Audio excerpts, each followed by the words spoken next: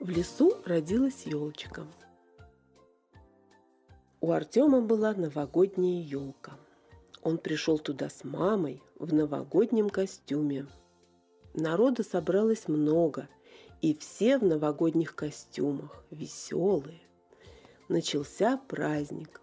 Дед Мороз сказал: «Кто может рассказать стихотворение про елочку, тот получит приз». Вышел мальчик и рассказал: в лесу родилась елочка, в лесу она росла, зимой и летом стройная, зеленая была. «Все?» – спросил Дед Мороз. «Все», – сказал мальчик. Ему стали хлопать, и Дед Мороз вручил ему приз.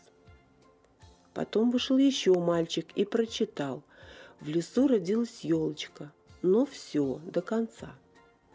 Ему хлопали уже не так громко, но приз Дед Мороз ему все-таки вручил. Потом вышла девочка и тоже стала рассказывать: в лесу родилась елочка, но забыла слова и запуталась. Дед Мороз ее утешил, и она ушла на место. После девочки выходило еще много других детей, но все они читали почему-то только: в лесу родилась елочка. Им уже не хлопали и призов не давали. Мама сказала Артему: странно, неужели никто не знает других стихотворений? Выйди ты, расскажи, ты же много стихотворений знаешь. Артем не хотел, но мама настаивала. Хоть какое-то другое стихотворение дети послушают.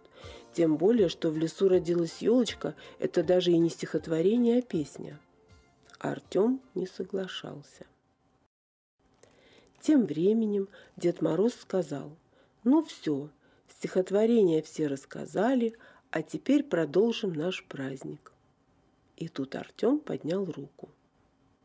«Ты что хочешь, мальчик?» – спросил Дед Мороз.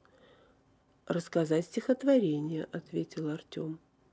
«Ну, иди», – как-то не очень уверенно разрешил Дед Мороз. Артем вышел, набрал побольше воздуха и начал: в лесу родилась елочка.